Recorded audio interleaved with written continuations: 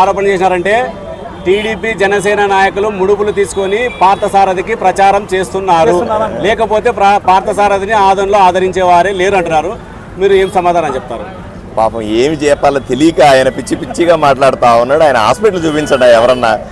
ఎందుకు అట్లా చేస్తాడు ఆ మనిషి కదా? ఇప్పుడు మేము కూటమిలో ఉన్నాము, తెలుగుదేశం, జనసేన, భారతీయ జనతా పార్టీ కూటమిలో. మేము ముగ్గురు కలిసి ప్రచారం చేయకుండా ఆయన కూడా రమ్మండి, మా పక్క ప్రచారం చేయమనండి, అయిపోద్ది కదా. ఎట్లా ఓడిపోతా ఉన్నాడు కదా, డిపాజిట్లు కూడా రావు. ఆయన కూడా వచ్చేస్తే మా పక్క ప్రచారం చేస్తే పోయే కదా. పార్థసారథికి ఓటేయండి, చాలా తప్పులు చేశాను నా జీవితంలో అని ఒకసారి చెప్పమనండి, అయిపోద్ది కదా. దానికి ఎందుకు బాధ? మీరు గెలిచిన తర్వాత ఏ అయితే అభివృద్ధి పథకాలు చేస్తారో అవి చెప్పండి సార్, ఏం చేస్తారని. అయ్యా చాలా స్పష్టంగా చెప్తా ఉన్నాం. ఆదోని పూర్తిగా పాడైంది. ఒకసారి కాదు, 2 సార్లు కాదు, 3 సార్లు ఓట్లు వేసిన ప్రజలకి ఎమ్మెల్యే సాయి ప్రసాద్ రెడ్డి దారుణంగా మోసం చేసినాడు. ఇక్కడ ప్రధాన సమస్య తాగునీటికి సంబంధించిన సమస్య. కనీసం తాగడానికి నీళ్లు లేవు. వారానికి ఒక్కసారి ఇంటికి నీళ్లు వస్తాయంటే ఎలా బతకాల ప్రజలు? అదే మనం నిలబడుతున్నాం. రోడ్లు ఎంత ఇరుకుగా ఉన్నాయి. ఒక ఆటో పోతే ఇంకో ఆటో పోలేని పరిస్థితి. బైకులు 1 కిలోమీటర్ పోవాలంటే 1 గంట పడతా ఉంది. ట్రాఫిక్ సమస్య ఉంది. బైపాస్ రోడ్డు ఏర్పాటు చేయాల్సి ఉంది. రోడ్డు వైడనింగ్ చేయాల్సి ఉంది.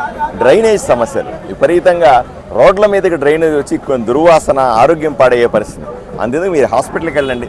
హాస్పిటల్ ఎంత భయానక పరిస్థితుల్లో ఉందంటే దాన్ని పట్టించుకునేవాడే లేడు. దానికి మళ్ళీ చైర్మన్ ఎమ్మెల్యే చైర్మన్గా ఉన్న హాస్పిటల్ ఎంత దారుణంగా ఉందో ఒకసారి చూడండి. గ్రామాలకు వెళ్తే 1 కాదు 2 కాదు చాలా సమస్యలు కనబడతా ఉన్నాయి. అన్నింటికంటే ప్రధాన సమస్య, ఎవరైతే పొరపాటున అయ్యా నిన్ను 3 సార్లు ఓట్లేసాం కదా, మా ఊరికి ఏమీ చేయలేదంటే ఈ ఎమ్మెల్యే గూండాలు పంపిస్తాడు, మనుషులు పంపించి బెదిరిస్తాడు. ఇప్పుడు అన్నిటికంటే ఈ ఊర్లో పెద్ద సమస్య ఈ ఎమ్మెల్యే సాయి ప్రసాద్ రెడ్డి. ఈ ఊరికి శని పట్టుకున్నాడు ఈ మనిషి. ఏమైందంటే ఇప్పుడు ఎవరన్నా పొరపాటున అయ్యా ఎందుకు 3 సార్లు ఓట్లు వేసాం కదా, మా ఊరికి ఎందుకు పనులు చేసి పెట్టమంటే పోలీస్ కేసులు పెట్టిస్తాడు, దబాయిస్తాడు, బెదిరిస్తాడు. అంతేందుకు చాలామంది నేను ఇక్కడ ఈరోజు బజార్లో తిరుగుతా ఉన్నా, చాలామంది వ్యాపారస్తులు నా చెవులో చెప్తా ఉన్నారు, రోడ్డు వైడనింగ్ చేస్తే నీ షాప్ పోతుందని భయపెట్టి ఒక్కొక్కరి దగ్గర 10 లక్షలు, 20 లక్షలు, 30 లక్షలు తీసుకున్నాడంటే కొన్ని 100 కోట్లు ఇక్కడ కలెక్ట్ చేసినాడంట. ఈ శని పోతే తప్ప, ఎమ్మెల్యే సాయి ప్రసాద్ రెడ్డి అనే శని ఈ ఊర్లోంచి పోతే తప్ప ఈ ఊరు బాగుపడదు. ప్రజలందరూ అనుకుంటా ఉన్నారు.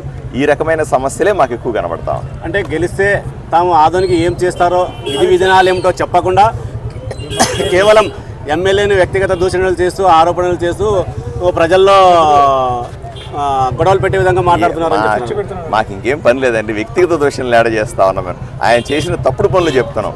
రాజకీయ పరంగా ఆయన చేసిన తప్పుడు విధానాలను చెప్తా ఉన్నాం. అది చెప్పాల్సిన బాధ్యత మాకుంది, ప్రజలకు గుర్తు చేయాల్సిన బాధ్యత మాకుంది. అదే సందర్భంలో ఊరిని ఎలా అభివృద్ధి చేస్తున్నాం రోజుకు ఒక అంశాన్ని తీసుకొని చెప్తా ఉన్నాం.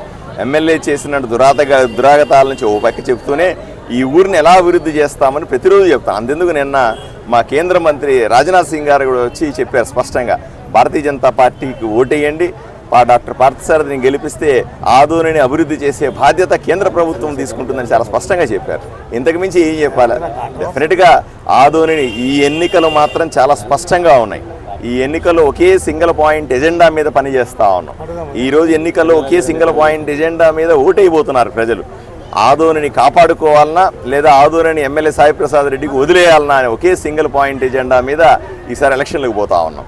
నేనే ఎమ్మెల్యే అవుతా అని చెప్తున్నారు, కానీ రాజ్నాథ్ సింగ్ సెంట్రల్ మినిస్టర్ వస్తే కూడా ప్రజలే లేరు అతనికి, ఊకే ఒట్టి ప్రజలు చెప్తున్నాడు అని చెప్తున్నాడు సార్. వీడియోలు చూడండి, ప్రజలు లేరని చెప్తే నామినేషన్ వేసినంత జనాలు కూడా రాలేదు ఆయన కేంద్ర మంత్రి వస్తే అని చెప్తున్నాడు. సరే, ఆయన నామినేషన్ వీడియో చూడండి, రాజ్నాథ్ సింగ్ గారి వీడియోలు చూడండి.